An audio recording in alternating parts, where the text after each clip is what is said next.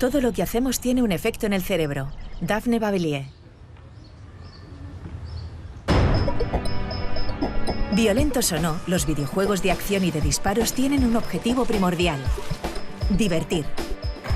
Pese a haber estado creados sin otro fin, permiten a sus adeptos mejorar ciertas habilidades relacionadas con su cerebro y percepción. En este capítulo de Redes, la neurocientífica Daphne Bavillier explica a Eduard Punset sus hallazgos en torno a este tipo de videojuegos y sus posibles aplicaciones en campos como la educación o la rehabilitación de pacientes.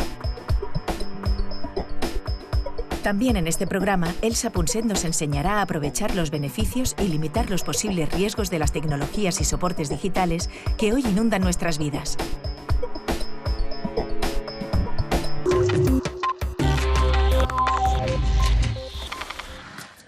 Daphne, es fantástico saber, gracias a ti, que los que juegan a videojuegos obtienen mejores resultados que los que no juegan a videojuegos. ¿Pasa esto con todos los videojuegos o solamente con algunos? ¿Es general esto? Me has planteado una muy buena pregunta. Nuestro estudio demuestra que los distintos videojuegos tienen efectos diferentes en el cerebro. Puedo contarte más sobre el trabajo que hemos realizado. Los juegos que hemos analizado no son el tipo de juegos que creerías que son buenos para el cerebro. A primera vista se trata de lo que llamamos juegos de disparos y acción. Si vuelves a casa y te encuentras a tu hijo de 12 años jugando a uno de ellos, lo primero que te vendrá a la cabeza no es: mira qué bien, mi hijo está persiguiendo zombies o monstruos, ¿verdad? Preferirías que hiciera sus deberes de matemáticas.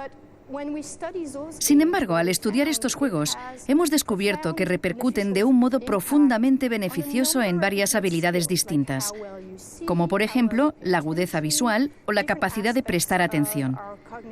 Es decir, en varios aspectos de nuestro razonamiento cognitivo. Por eso hemos empezado a interesarnos muchísimo por estos juegos.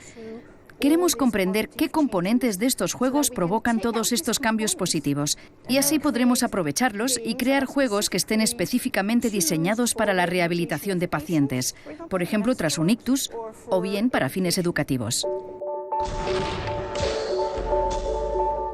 Se estima que en el 2009 se vendieron en Europa unos 250 millones de videojuegos, una cifra equivalente a unos 8.000 millones de euros.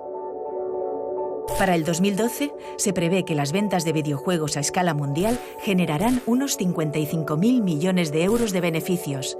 Esto sin tener en cuenta los juegos de móviles y tabletas. La industria coge fuerza, incluso más que la del cine. Por ejemplo, la segunda entrega de Call of Duty Modern Warfare generó 550 millones de dólares a los 5 días de su lanzamiento, en el año 2009. Más del doble de lo que recaudó la película Avatar de James Cameron a los pocos días de su estreno ese mismo año. En Europa, un cuarto de la población mayor de 15 años juega a videojuegos, según una encuesta del 2010 realizada en 18 países por la Federación Europea de Software Interactivo.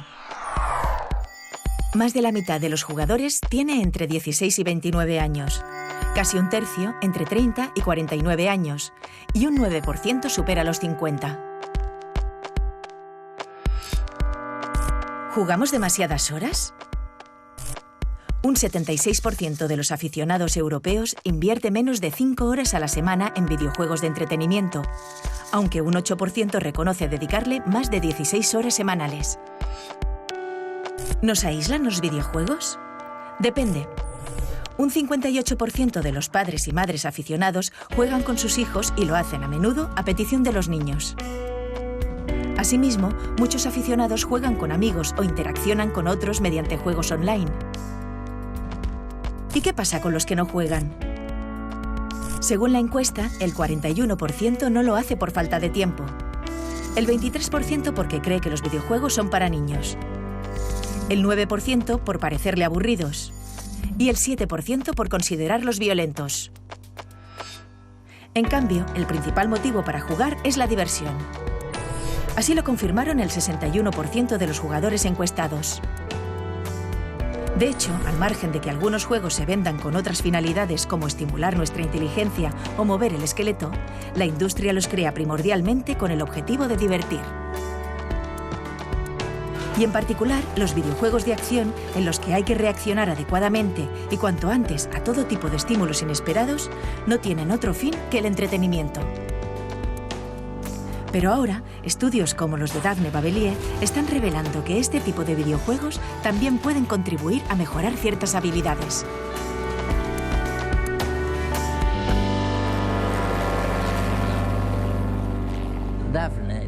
Daphne, hay algo que me preocupa a mí y a la mayoría de la gente. Me refiero a los juegos repletos de disparos y los juegos bélicos. Hubo uno en concreto llamado, creo, Call of Duty Black Ops, que salió hace un año y medio o así. Después de un solo mes de práctica, resulta que se había jugado durante 68.000 años en el mundo como conjunto.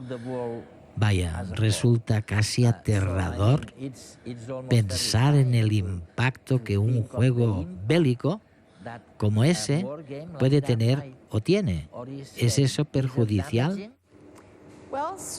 Como sabes, todo lo que hacemos tiene un efecto en el cerebro. Lo que comemos influye en el cerebro y, de hecho, la tecnología es un poco como la comida. Los distintos tipos de alimentos surten efectos diferentes. Comer chocolate no nos afecta igual que comer zanahorias.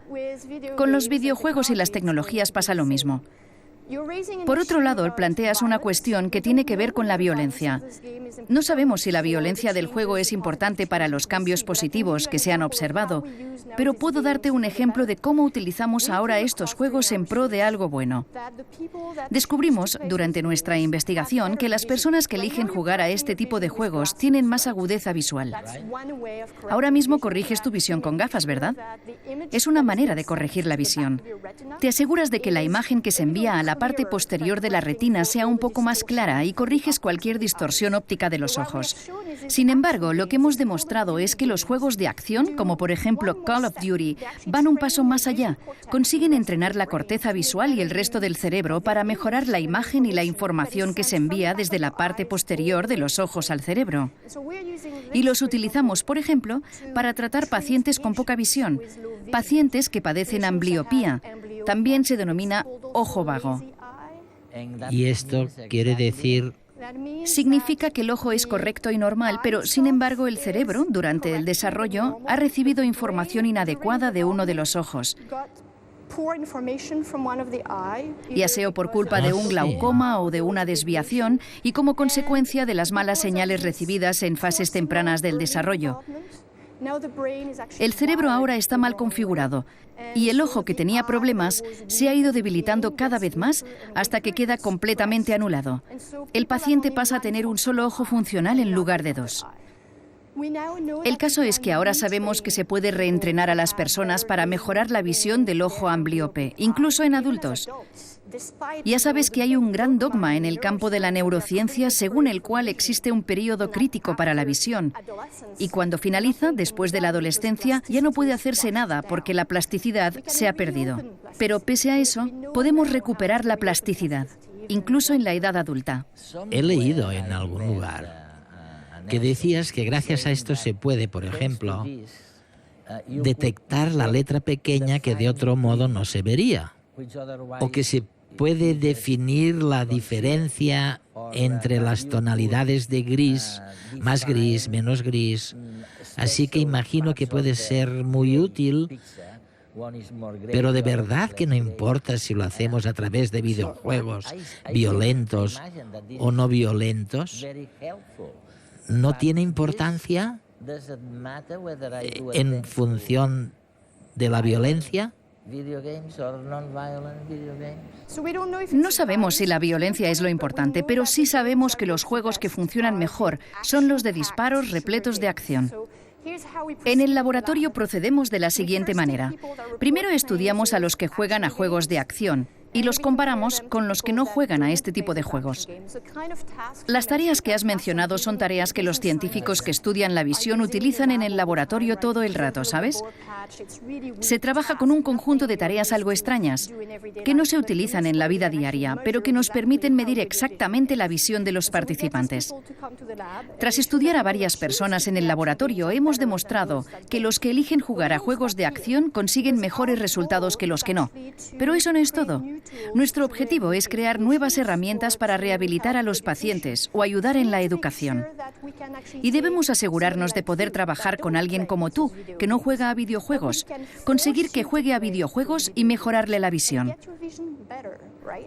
Por eso hacemos estudios de entrenamiento. Estudiamos a personas que normalmente no juegan a videojuegos.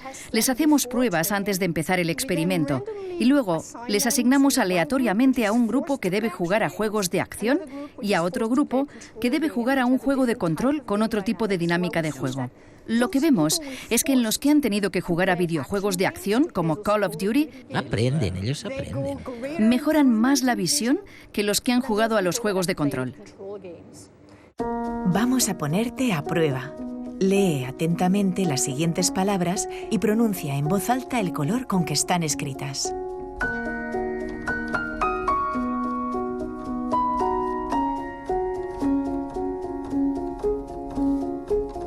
¿Qué tal? La respuesta correcta debería haber sido rojo, verde, negro y azul. ¿Lo has hecho bien? Otra prueba. Fíjate en estos 3 puntos azules. Intenta seguir la trayectoria de los 3 a la vez y no perderlos de vista.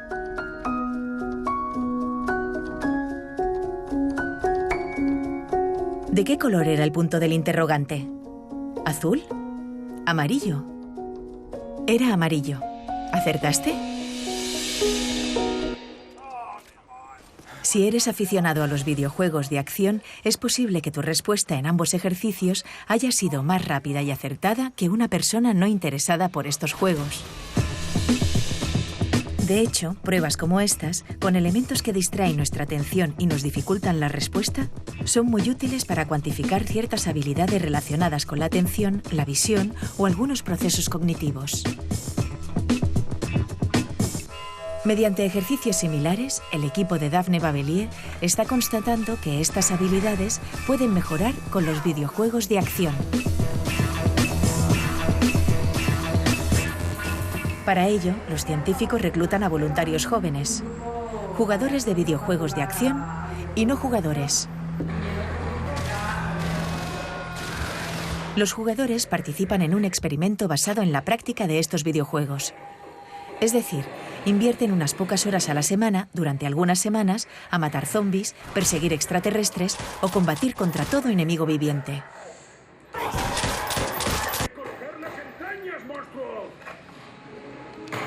En cambio, los voluntarios del otro grupo no juegan durante ese periodo y si lo hacen, no es con videojuegos de acción, sino de estrategia, sociales, rompecabezas. Pasadas unas semanas, ambos grupos regresan al laboratorio para realizar pruebas parecidas a las que hemos visto.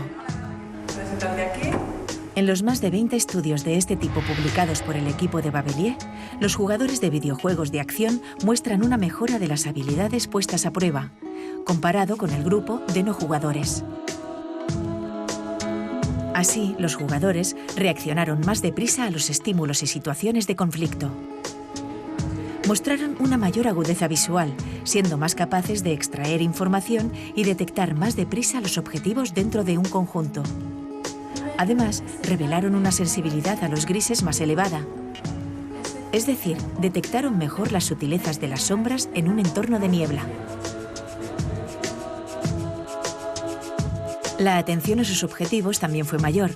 Se distrajeron menos por la información no relevante de las pruebas.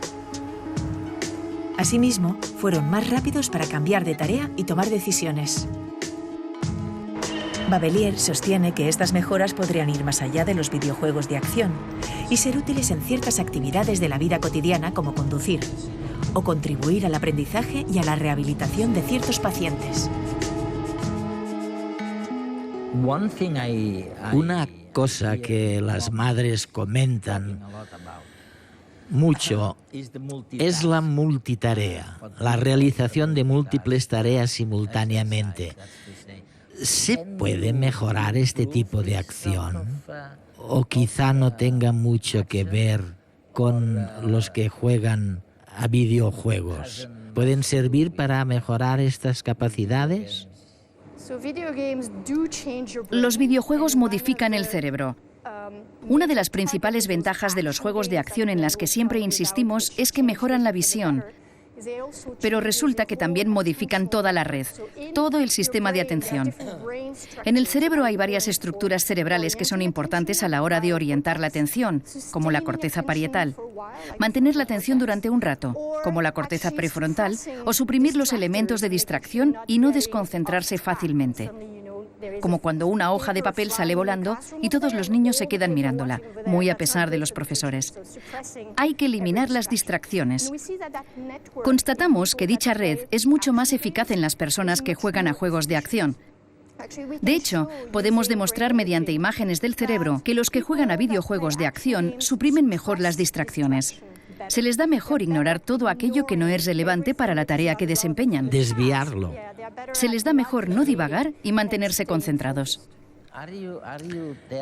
¿Es verdad que depende del tipo de juegos a los que se juegue y que eso determinará la cantidad de información sensorial y la cantidad de atención que se puede prestar?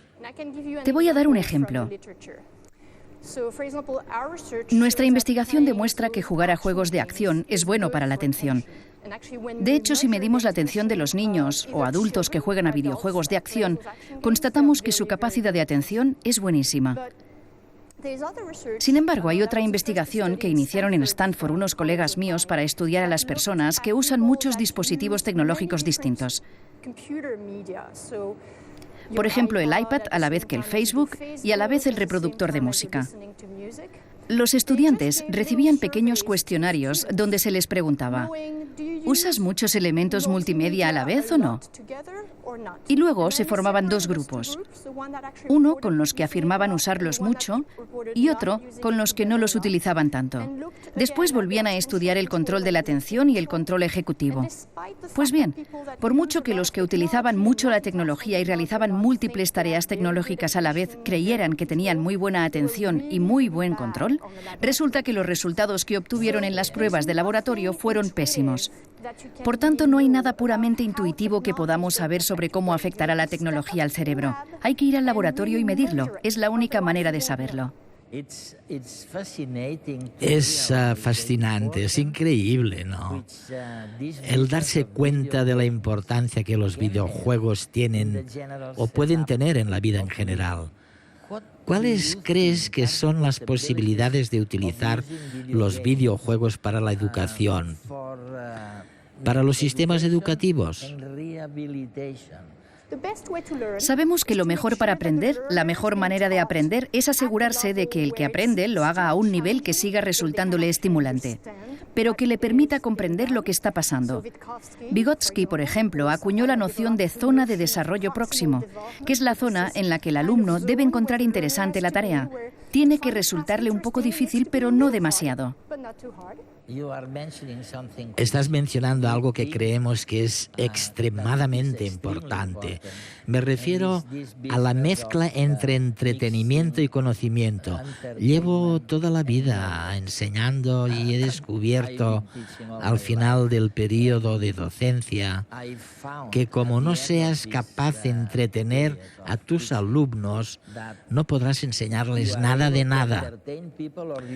Entretenimiento y conocimiento van juntos. Deben querer aprender. Esa es la clave. Tal vez no sepan que quieren aprender, pero se comportarán de un modo en el que quieran aprender. No se trata de acumular muchas horas de práctica. El mejor factor determinante es lo que llamamos práctica deliberada, es decir, que el niño elija jugar al ajedrez en lugar de ir al cine con los amigos. Lo importante es que sea una elección por parte del que aprende, que prefiera esa actividad a otras actividades. Es realmente un aspecto fundamental de la motivación. Y los videojuegos son fantásticos. Como decías antes, atraen a muchas personas que quieren jugar. Imagínate que pudiéramos enseñarles matemáticas a los niños porque quisieran jugar. Porque quisieran jugar. ¿A qué sería maravilloso? Es algo en lo que realmente debemos trabajar y la tecnología nos abre muchas puertas para lograrlo.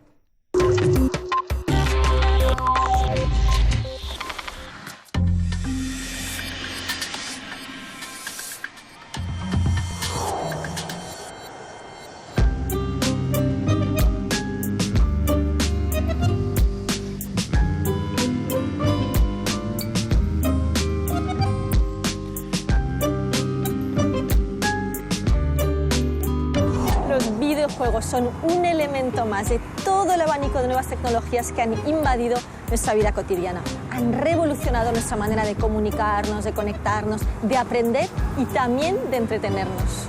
Con los videojuegos potenciamos la plasticidad cerebral, es decir, la capacidad que todos tenemos y que hay que ejercitar como un músculo para aprender y adaptarnos a los cambios que nos rodean desde la niñez hasta la vejez.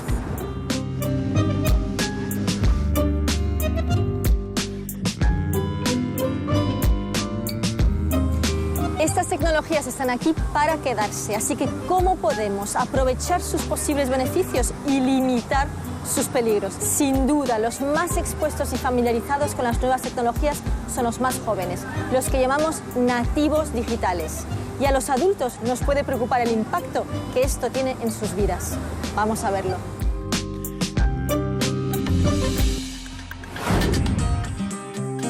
Parece casi impensable, pero los niños y jóvenes pueden estar haciendo los deberes, escuchando música o chateando con el móvil y hacerlo todo al mismo tiempo. Y además pueden hacerlo bien, aunque a la mayoría de adultos les resulte complicado centrar la atención en varios puntos a la vez. Y es que sabemos que el uso inteligente de los ordenadores y videojuegos fomenta nuestra capacidad para hacer varias cosas al mismo tiempo. Es lo que llamamos el efecto multitarea.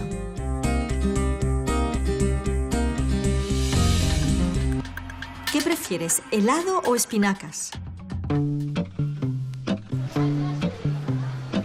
En realidad, Internet y las nuevas tecnologías son como ese helado de espinacas. Te permiten unir los beneficios de las espinacas con el sabor tentador de un helado. Y es que podemos aprender cosas útiles disfrutando. ¿Te apetece probarlo? ¿Quiere probar un poco de helado de espinacas? ¿Qué te parece? Bueno, está mal. ¿Ah? Bueno. Muy bien, muchas gracias. ¿Bien? Yeah, exactly. Very healthy. Very healthy.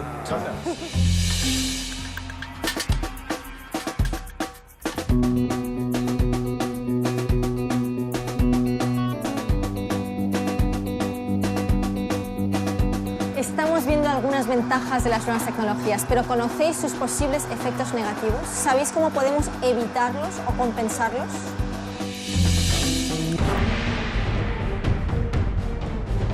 En el caso de los videojuegos hay una relación clara entre jugar a videojuegos violentos y un aumento de los pensamientos agresivos. ¿Pero tiene la culpa la tecnología o cómo utilizamos nosotros esa tecnología? Vamos a ver a qué jugamos. Disculpa, hola, ¿cómo te llamas? Carlos. Carlos, quería saber si te gustan los videojuegos. Pues sí, la verdad es que sí. ¿Qué tipo de videojuegos te gustan?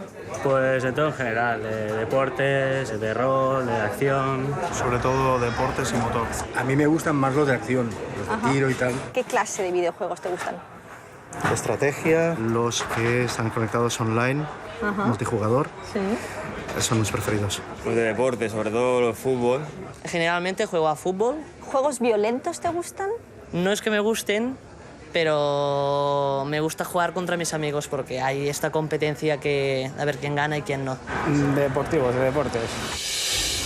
De hecho, un estudio reciente muestra que aunque el 97% de los jóvenes juegan con videojuegos, los 3 videojuegos más populares no son violentos, sino que tienen que ver con carreras, estrategia o deportes. Existen miles de tipos de videojuegos que pueden potenciar diversas habilidades, como por ejemplo la velocidad a la cual pensamos. Jugar te puede dar buenos reflejos mentales. Lo dice la neurocientífica Daphne Babelier, el efecto de los videojuegos en el cerebro es parecido al del vino en la salud. Hay que elegir bien y con moderación.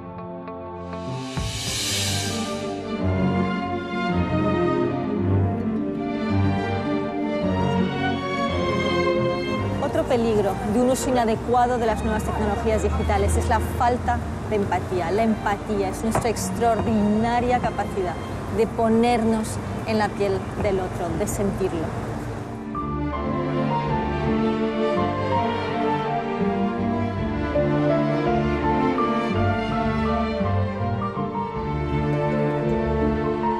Pero una de las cosas que nos puede impedir conectar con los demás es la falta de atención. Para conectar y comunicarse con los demás, necesitamos prestarles atención, fijarnos en ellos. Solo tardamos décimas de segundo en reaccionar ante estímulos evidentes, pero necesitamos entre 6 y 8 segundos para sentir determinadas emociones, como por ejemplo la admiración. Si pasas de largo a toda velocidad, tu cerebro no se involucra. Estás desconectado.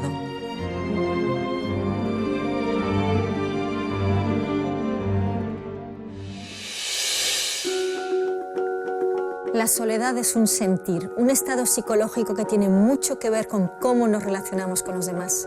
¿Sabías que la tendencia actual es a reunirnos menos y a tener menos relaciones de confianza? Tal vez por ello, medidas como la escala de soledad de la Universidad de California muestran que el sentimiento de soledad crece dramáticamente en nuestra sociedad, sobre todo a medida que envejecemos.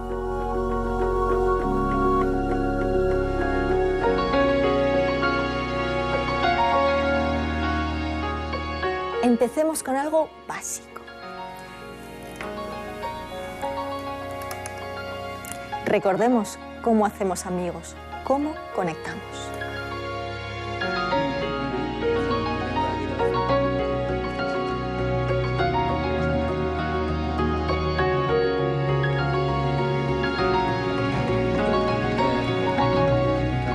En resumen, hay que equilibrar el uso de las comunicaciones digitales con el contacto físico y emocional con los demás.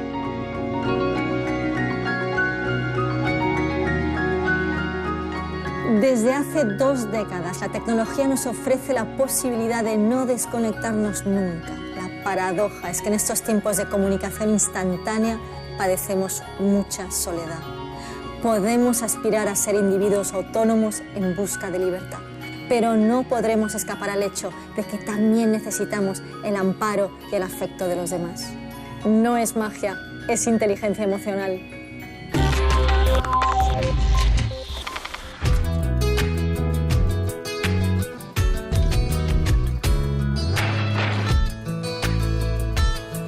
Me gustaría saber en qué parte del universo estamos.